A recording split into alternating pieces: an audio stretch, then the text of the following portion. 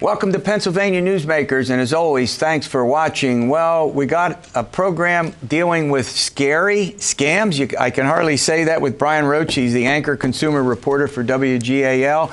We'll get to that in a few minutes, but first, our business roundtable with Gene Barr and Fred Anton, and we'll get to those subjects following these words.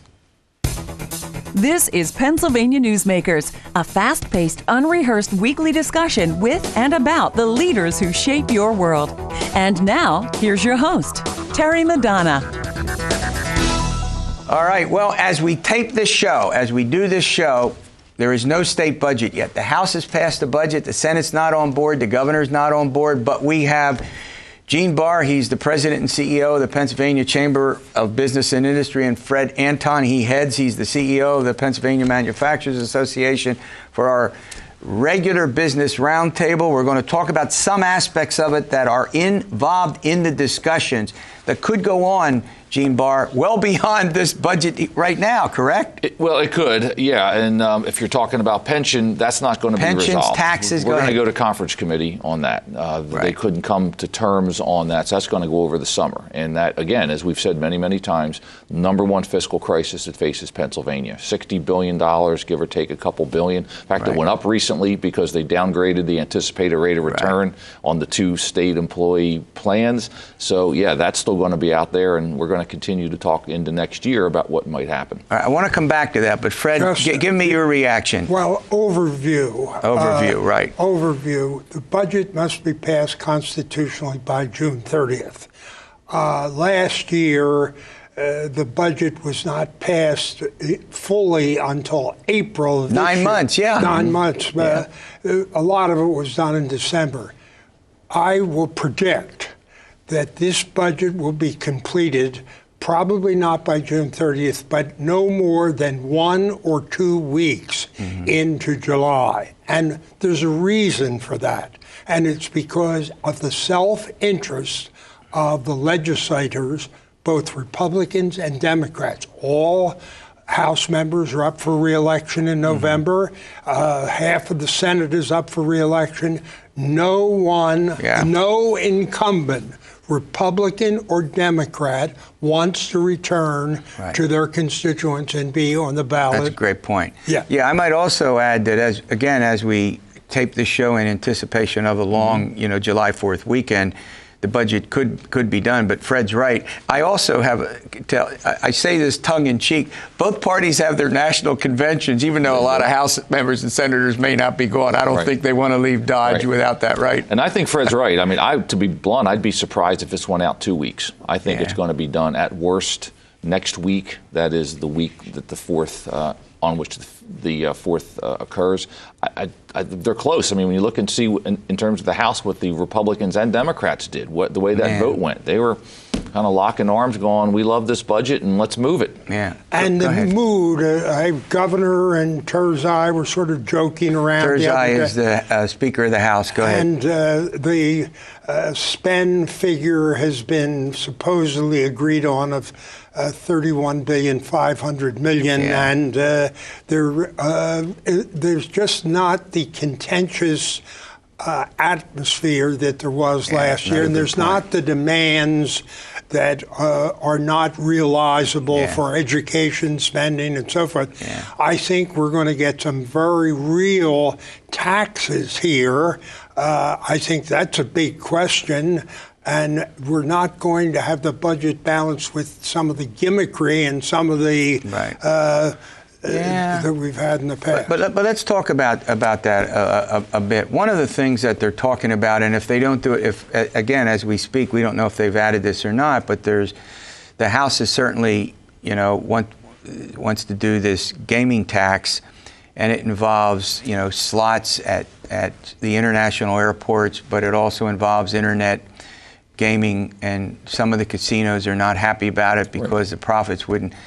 Again, we're building a budget on sin or vice taxes. We are, and that's an issue. There are some in the Senate who aren't quite sure that those numbers are real. And even if you look at the cigarette side, First off, we're spending state money to tell people not to smoke, while at the same time relying more and more on revenues from cigarette taxes to fund the budget. That becomes problematic. Yeah. And as you looked at, you don't have to look too much further than what happened in Philadelphia. They're trying to convince people to continue to buy sodas and soft drinks, but yet they're going to tax it. And one of the big beneficiaries there might be the people in Delaware County and in surrounding counties who are going to be able to sell those to them. But back to Fred's point, the environment is very different. It's clearly different. I mean, nobody wants to stay in, remain in the Capitol. Again, whether it takes 1 or 2 weeks, or whether it's done by the time this show airs, we don't know. But there are issues here around which there seems to be some compromise, right? Yes, and that compromise is, as Fred said, let's get out of here because the entire House is running this year and half the Senate. Yeah. But the atmosphere is totally different. Whether it's personalities, you can put whatever you want,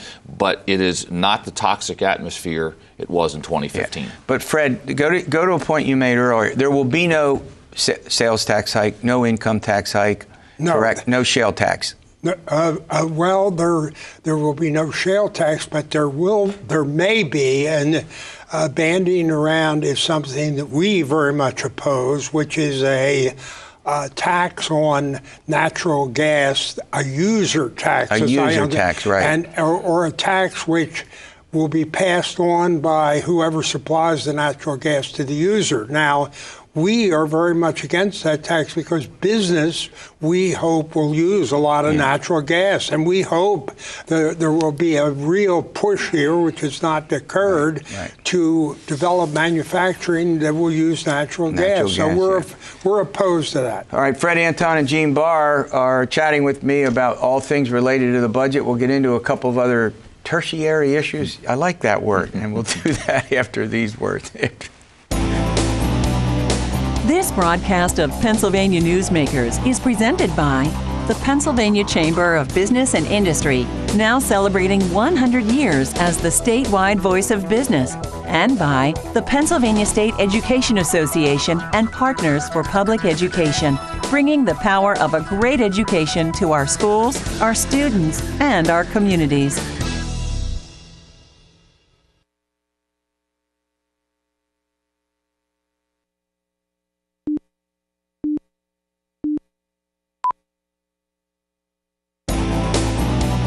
This broadcast of Pennsylvania Newsmakers is brought to you by the Pennsylvania Highway Information Association, the go-to source to learn about transportation projects and issues. Please visit pahighwayinfo.org.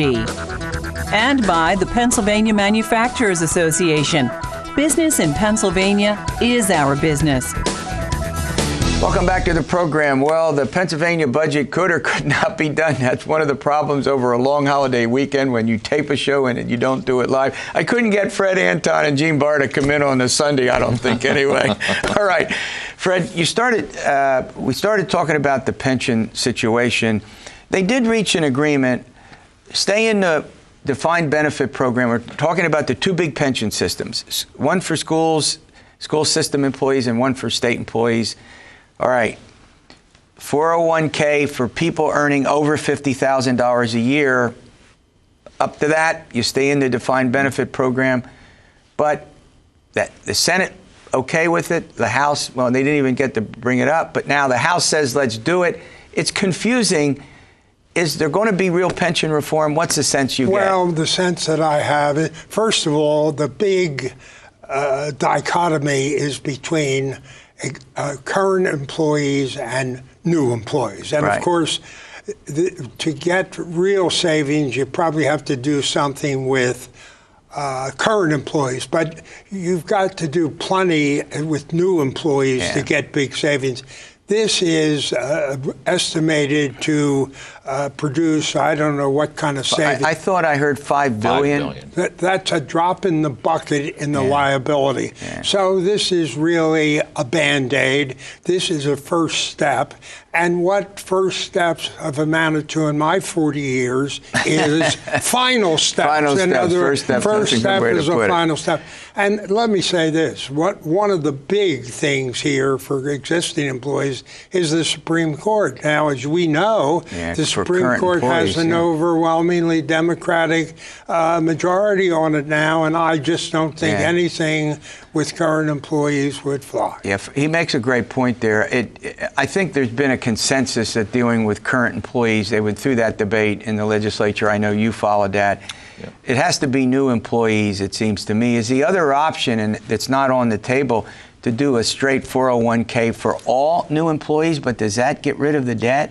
It doesn't really do much on the debt. What the Senate is probably leaning to is, as opposed to what you've described in the House plan, is what's called a stacked hybrid, which is $50,000 and above. The Senate seems to be more preference to, a side-by-side hybrid, in which part of the money would go into a 401k and part of the money would still contain a bit of a defined benefit. I got it. The real goal, I think, that the Senate wants to do is accelerate the removal of the risk away from the state, thereby the taxpayer. Because when you do the side-by-side, you accelerate more of that moving of the risk from the market performance onto the employee, which is really what the private sector did a quarter century and more ago, and continuing up till now. It's what the private sector has done, go more into a 401k type plan, where in fact the risk is on the employee. All right, I'm going to put you on the spot. Yeah. You have no clue this question is coming up. You ready for this one? Sure. Fred Anton, politics in this state, presidential election. Trump, right now in the polls, neck and neck with Secretary Clinton. How? I know this seems odd because nobody can predict what's going to happen, but I know you have viewpoints, both you and Fred. I have a viewpoint. I believe that Donald Trump will run strong in Pennsylvania, and I believe that the history of Democratic victories in Pennsylvania going back to 1988 it really does not apply. And the reason I believe that is primarily because of what I've heard from legislators, Republican legislators in western and central Pennsylvania. I believe that there's an overwhelming sentiment among gun owners and conservative white male households. It certainly leads with white men. There's no doubt about that. But I think that in Pennsylvania, more than in other states, there's that anger in western Pennsylvania.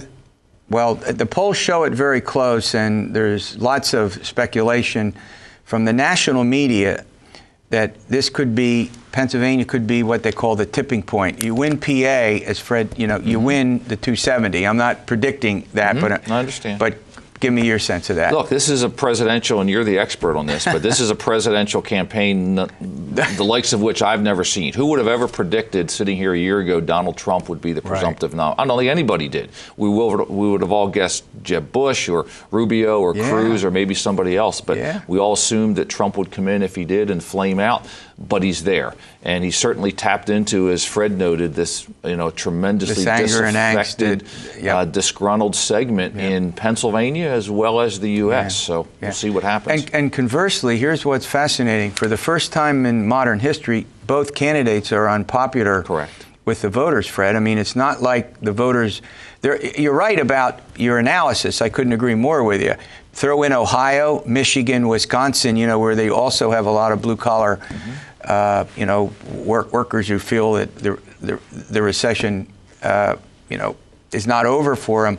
But we still have this situation where it's so unpredictable that almost anything can happen.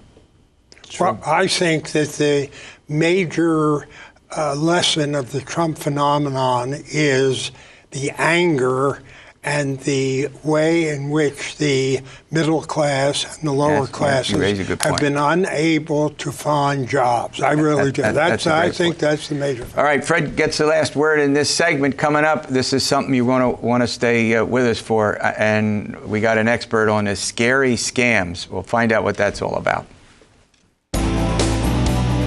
This broadcast of Pennsylvania Newsmakers is brought to you by the Pennsylvania Credit Union Association. Pennsylvania Credit Unions, where people are worth more than money.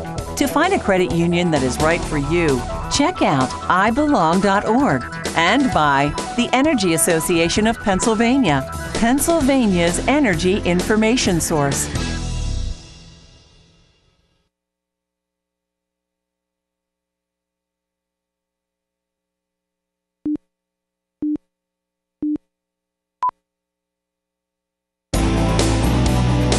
This broadcast of Pennsylvania Newsmakers is presented by the Hospital and Health System Association of Pennsylvania, working towards a healthy Pennsylvania, and by the Pennsylvania Coal Alliance, representing companies involved in America's most affordable, reliable energy source.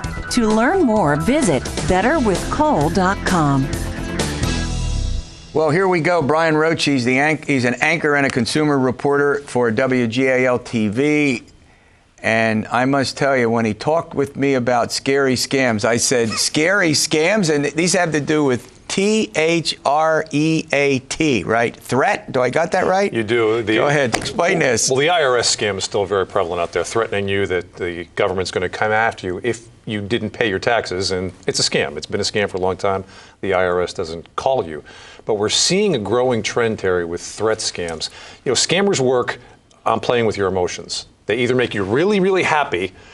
Oh, Mr. Madonna, you've won a lottery. Isn't this fantastic? And give us some money to get your money. Or they scare you to death. And that's the second scam, is what we're seeing, a lot of threat scams. They're calling people, telling them that a lawsuit has been filed against you, a warrant has been issued for your arrest. Oh, my gosh. And if you pay us money, this will all go away. But the scariest one going on right now is a death threat scam. And we did this a few weeks ago. Now, hold on. Repeat that. A death threat scam. Death threat. And this starts with people getting online, like social media and Facebook. If your accounts are not protected, these scammers can go on there and mine a lot of personal information. And a few weeks ago, I did a story with a woman from York County. She got a phone call telling her that her 34-year-old son had run over a 7-year-old boy in New Jersey. The boy's father, the 7-year-old's father, said, I have warrants out for my arrest. I'm not contacting the police. So you're going to pay cash for this. And the You're scam, serious about this? I am very serious about this. This scammer knew everything about this victim. He had mined all the information, it seemed, from her Facebook account. So what you're saying is, because they learn all this, they can so personalize it, get into your family history and your relatives and all of that, that they make it sound, well, how could somebody know this if they weren't, quote, an official, right? Well, exactly. And once we started investigating it, I got onto her Facebook page, which was open. She had left it, unfortunately, open. And everything was on there about her. Her name, the 2 businesses that she owned, her son's name, her husband's name, everything about her family. So unfortunately, this scammer got a hold of this and was threatening to kill her son. Oh, my golly. If she didn't pay $5,000. Well, fortunately, someone else in the family picked up the phone and called the 34-year-old son who was being threatened, and they found out that he was safe. But these kind of scams are growing with an alarming frequency right now, and it goes back again to the emotional aspect. Either I'm going to make you very, very happy, and you're going to pay me money, or I'm going to scare you to death, and you're going to pay me money. Almost a ransom. Yeah, the ones that say, you know, you've won the lottery or you won something, and if you pay some small amount, maybe not even such a small amount, you'll get the larger amount. Is that basically how they work? Exactly. You've won $100,000, but to get that, you need to pay fees to get this money. Say, give us $2,000, and then we'll send you $100,000. We all know that's not the way the government works. If you win a lottery, you get what's left over after the government takes their cash. But, you know, Terry, it's amazing how many people still fall for this Fall scam. for that stuff? All right, we're going to run to a quick break. When we come back, the robocalls are driving me and my family nuts. I must get 6, 7 a day. And, you know, usually if they're on the hard line, so I don't pick them up. But at any rate, Brian Roche, robo phone calls coming up after these words. This broadcast of Pennsylvania Newsmakers is brought to you by the Pennsylvania Medical Society. Inspired physicians committed to the good health of Pennsylvanians and the advancement of the practice of medicine. And by the Pennsylvania Healthcare Association, advancing quality, improving lives.